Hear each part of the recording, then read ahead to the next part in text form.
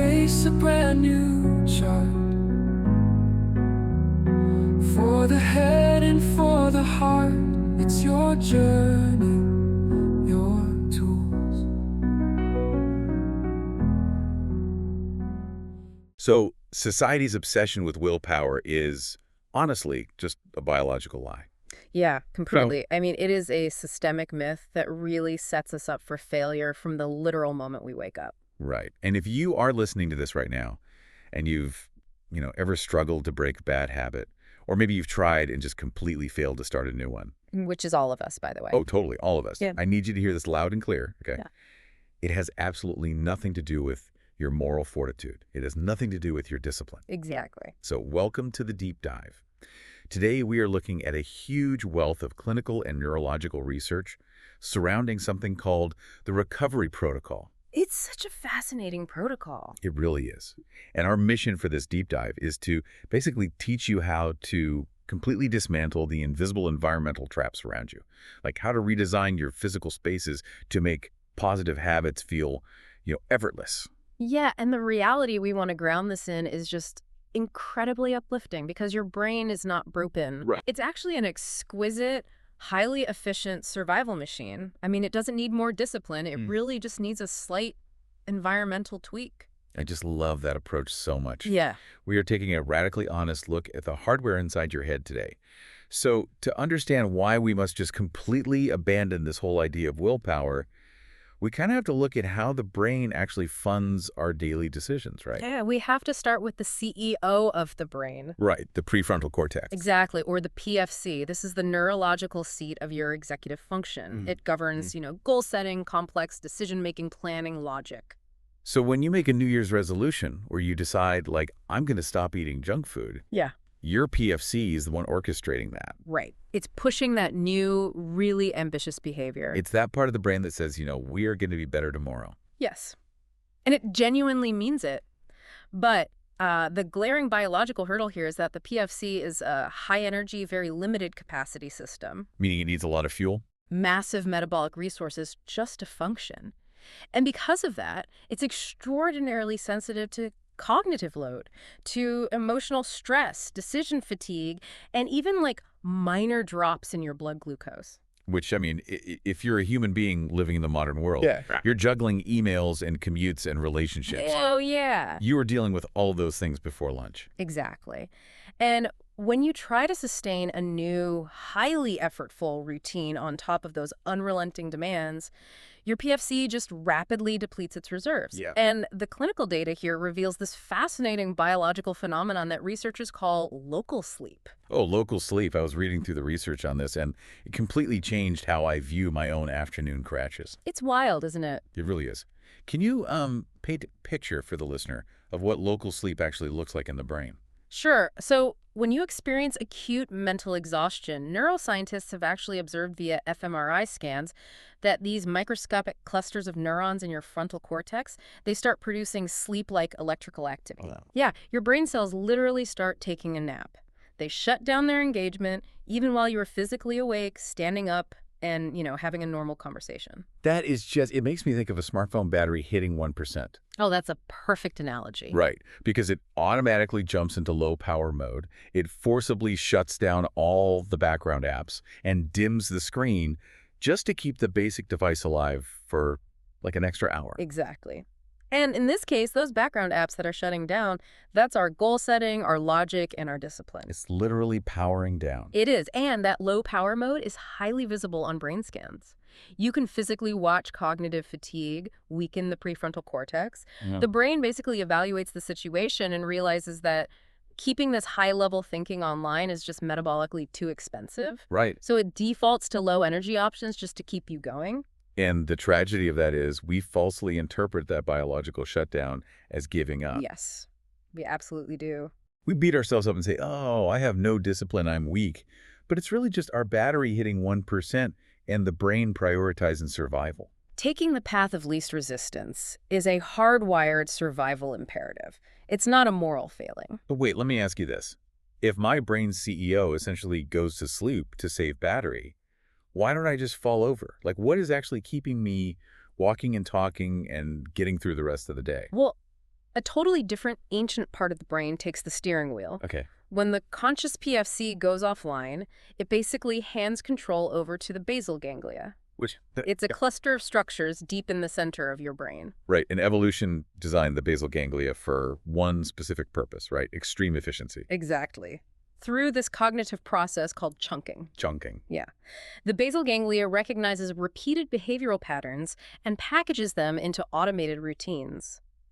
To really understand how powerful this is, though, we have to look at the pioneering research by neuroscientist Anne Graybiel at MIT.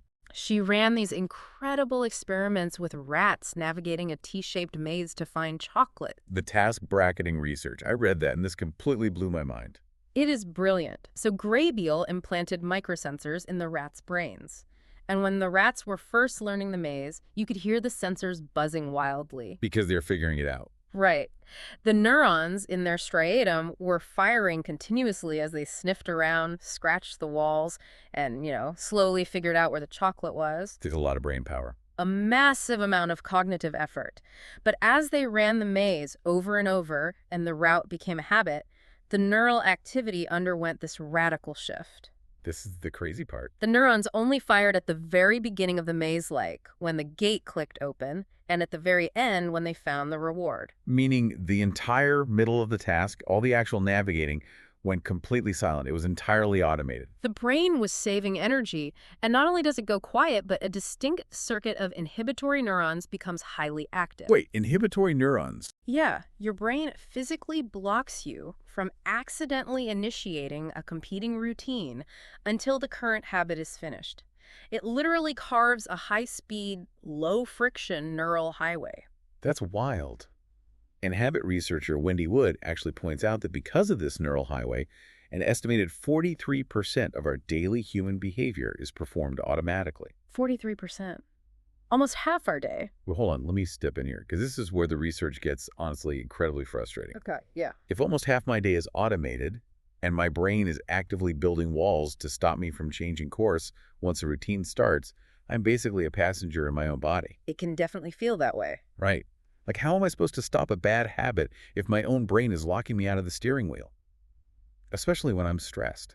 That frustration is completely valid, and it points to the ultimate environmental trap. Invisible cues in your physical environment, like a time of day, a specific room, or even just a sudden surge of anxiety act like the click of the gate in the rat maze. It just triggers the routine. It effortlessly triggers an automated script. And under high stress, the brain shifts control away from the goal-directed PFC and straight into the dorsal striatum. Let me pause you there. The dorsal striatum. What is that exactly? Think of the dorsal striatum as the core habit center nestled inside the basal ganglia. Okay. When stress hits, the brain bypasses your logic and routes command directly to this habit center. So old, unwanted habits reassert themselves with ferocious intensity right when your willpower is at its absolute lowest. A lot. You aren't failing because you lack character. You're failing because the environment initiated a sequence that completely bypassed your conscious decision-making. Which leads to a really dark place when we inevitably slip up, doesn't it? Because if we spend half our lives on autopilot, mistakes are guaranteed. Oh, 100%. But how we respond to those slip-ups is the difference between actually growing or getting trapped in this miserable doom loop. Yeah, in clinical psychology, that doom loop is driven by the abstinence violation effect, but most people simply know it as the what the hell effect. Oh, I've been there. Oh, yeah. You have one stressful day, you eat a single cookie when you promised yourself you wouldn't, and suddenly the whole diet is completely ruined. Exactly. You view a minor behavioral lapse as a catastrophic, irredeemable failure. You basically distort a small mistake made in a moment of exhaustion into a profound flaw in your character. The internal monologue just goes from, oh, I made a mistake because my PFC was fatigued, to I am fundamentally broken and weak. Right. And because that shame feels so terrible, you think, well, what the hell, I already blew it. And you just binge on the exact behavior you were trying to avoid just to feel better. Yes. The environmental cue triggers the behavior. The behavior cues a negative thought loop that generates intense emotional distress. Right. And because the original bad habit was formed to soothe emotional distress in the first place, your shame actually reinforces your craving for the very coping mechanism you were trying to escape. That is such a brutal biological cycle. Yeah. So how do we actually break it? It requires a massive paradigm shift. You have to step back and realize that your brain is just running an old, previously successful survival script. Oh, successful, right. Yeah. At some point in your past, that bad habit worked. It provided a dopamine hit, or it soothed overwhelming anxiety. Your basal ganglia recorded that success and optimized it to keep you safe. So beating ourselves up is literally fighting our own survival instincts. Exactly. And this is where the neurobiology of self-compassion comes in, right? Yes. Self-compassion isn't just like a nice idea or some fluffy concept. It is a hard biological necessity for neuroplastic change.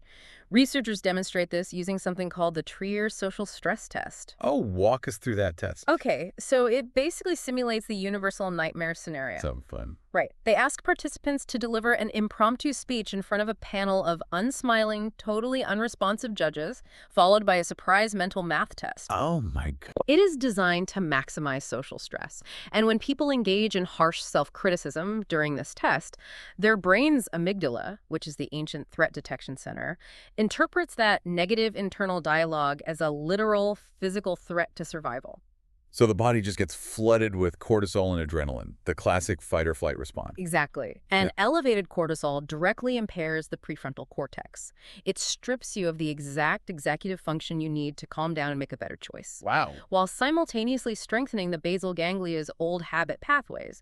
So self-criticism literally paralyzes change. But self-compassion reverses that entirely. It does. Practicing self-compassion, treating yourself with the same warmth, understanding, and fierce protection you'd offer a dear friend who is struggling, that taps directly into the mammalian caregiving system. Which releases all the good stuff. Yes. It releases oxytocin, serotonin, and a neurotransmitter called GABA. What does GABA do in this context? GABA acts like the brain's brake pedal. It actively slows down the nervous system, reducing the firing of those stress pathways. Oh, nice. This dramatically lowers cortisol. The studies show that self-compassion physically opens and relaxes the body's defensive posture. It safely brings the prefrontal cortex back online. Let me see if I'm synthesizing this right. So beating yourself up over a mistake is literally locking the door to the control room of your own brain. Right.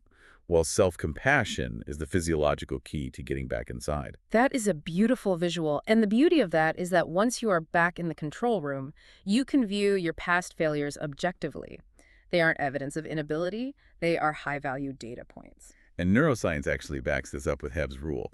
We always hear neurons that fire together wire together. Yeah, but the inverse is just as important. Neurons that fire apart wire apart. Fire apart, wire apart. Exactly.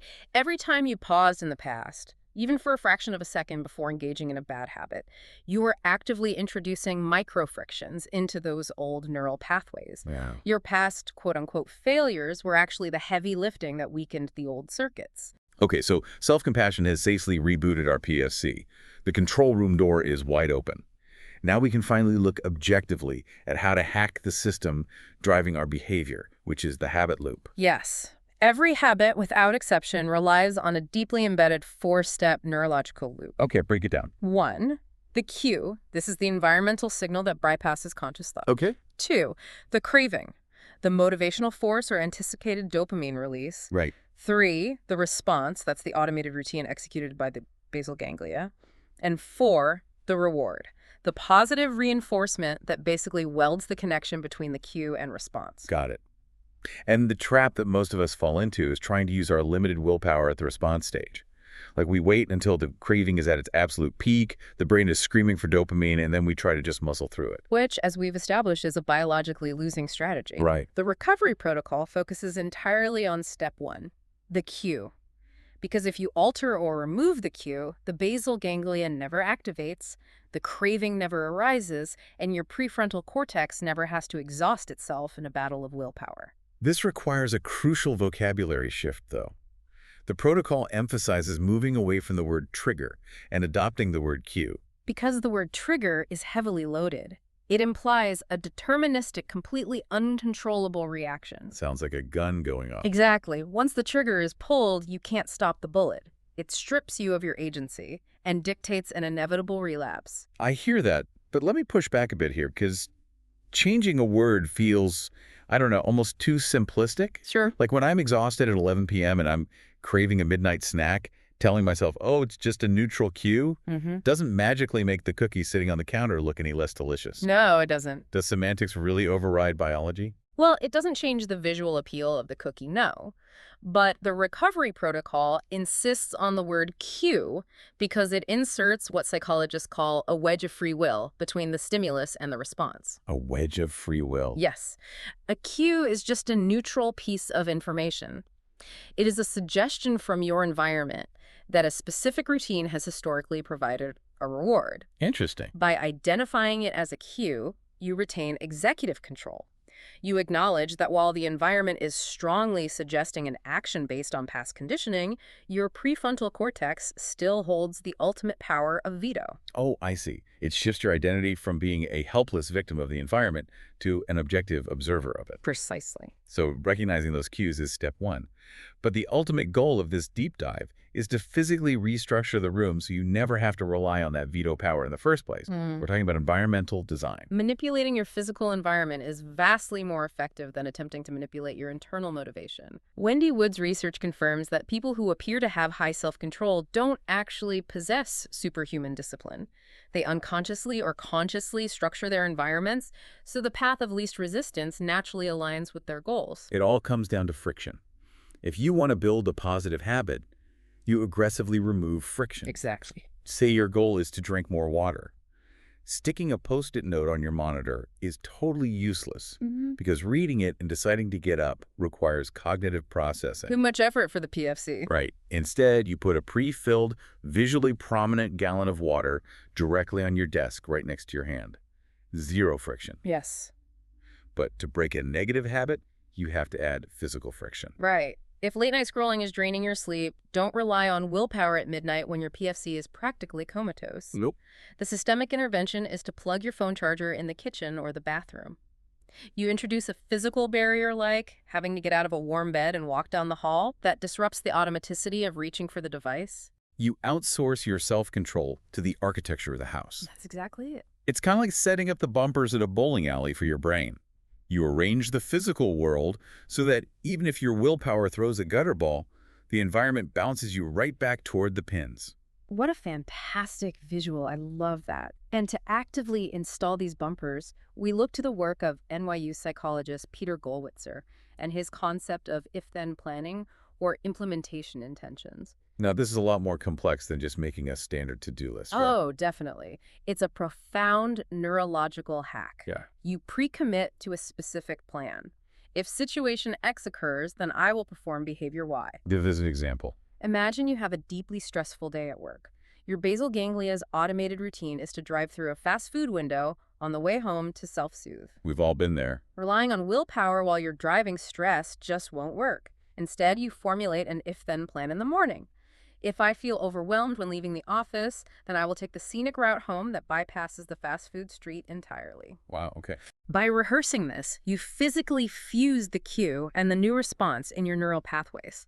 The brain acts like a coiled spring. So you're preloading the decision while the PFC still has juice, like in the morning. Yes. The moment you encounter the cue leaving work stressed, your brain automatically deploys the alternate route in milliseconds. That is so smart. This creates strategic automaticity. It doesn't collapse under stress because it uses the basal ganglia's automation to your advantage.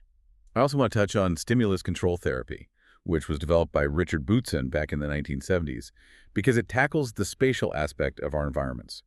This is about aggressively reconditioning physical spaces so they are only associated with one specific behavior. Yeah, the most famous application of this is the 15-minute rule for sleep. Oh, this is a game changer. It really is. If you regularly lie awake in bed worrying or scrolling on your phone, your basal ganglia starts associating the physical mattress with the emotional state of anxiety. The bed actually becomes a cue for wakefulness. Exactly. So to surgically break that association, you use stimulus control. If you can't sleep after 15 minutes, you physically get out of bed, leave the room, read a physical book under dim light, and only return to the mattress when you can barely keep your eyes open. You are fiercely protecting the bed as a pure, uninterrupted cue for sleep. Yes. And you can apply that same logic everywhere, right? Like a specific chair in your living room only for reading. A home office desk only for deep work. You curate the space to command the behavior. Okay, so we understand the biology of the brain and the architecture of the habit loop. Let's give the listener the actionable toolkit now. It's time to hand you the exact tools to step into your power as the architect of your life today. Absolutely. Tool number 1 is the environmental cue audit. Before you can alter your habit loop, you must identify the invisible cues currently driving your behavior. Right. The audit looks at 5 distinct categories: location, time, emotional state, other people, and preceding action. How does that look in practice for someone listening? Let's say you want to stop snacking on junk food in the afternoon. Whenever you feel an intense craving, you pause and log those 5 data points without any judgment. Okay. So, I am standing in the kitchen pantry. That's location. It's 3:15 p.m. time. I feel overwhelmed by an impending deadline emotional state. I just got off a frustrating call with my manager, other people, and I just closed my laptop after 3 uninterrupted hours of focused preceding action. And if you track that for even like 3 or 4 days, the patterns just jump right off the page. You realize your behavior isn't some random failure of character. No, not at all. It's a highly predictable neurological response to a 3:00 p.m. energy slump combined with social stress. Once you expose the invisible cue, you can restructure your afternoon to bypass it. Which brings us to tool number 2, microhabits and habit stacking. Love this one. To build a new neural pathway without fatiguing your fragile prefrontal cortex, you must radically scale down the new behavior. The brain encodes habits through extreme consistency, not sporadic, exhausting intensity. Right, and this relies on the 2-minute rule. You strip the desired behavior down until it's so small it requires almost zero activation energy. Exactly. If your grand goal is a daily 30-minute mindfulness practice, you do not start with 30 minutes. Your microhabit is taking 3 deep, intentional breaths. And you stack it onto an existing unbreakable habit to ensure automaticity. Like what? Like, after I pour my morning coffee, which is an existing cue that happens every single day, I will take 3 deep breaths. So, Because the perceived effort of 3 breaths is practically non-existent, it sneaks the new habit right past the amygdala's threat detector. and over time, that tiny, frictionless action establishes the neural infrastructure. It proves to your brain that you are someone who shows up. Yes. So tool number 3 is where we tie the biological and the emotional together: mindful touch and the empowering affirmation. To cement this cognitive reframe and protect your brain from the toxic cortisol spiking effects of shame, the protocol integrates a potent physiological intervention. When you feel yourself slipping or getting frustrated, you utilize mindful touch, placing a warm hand directly over your heart, cradling your face, or gently holding your own hands. Which leverages that mammalian caregiving system and the GABA release we discussed earlier. Exactly. It directly stimulates the parasympathetic nervous system. The physical sensation of warmth and pressure drastically lowers cortisol and floods your brain with soothing oxytocin. Right. It creates an internal biological environment perfectly primed for neuroplasticity. I want to encourage you, the listener, to actually try this right now, wherever you are. I mean, unless you're driving, of course. Yeah, safety first. But just put your hand over your heart for a second. Take a deep breath. Feel that physical warmth. Notice that physiological reset. And in this state of calm, you repeat this specific affirmation. Listen to these words and let them really sink in. My brain is a magnificent machine, working perfectly and functioning exactly as it was trained to do. I am not weak, and I am not broken. Every past attempt has made me stronger, introducing friction into old pathways and providing the exact data I need to grow. Today, I step completely out of the trap of willpower and step fully into my power as the architect of my environment. That is just so powerful. And to be clear, that is not toxic positivity. That is a highly calibrated neurological reprogramming tool. Right. It neutralizes the amygdala's alarm bells and reinforces an identity of profound self-efficacy and resilience. You are not weak. You are just using the wrong tools in an environment designed to drain you.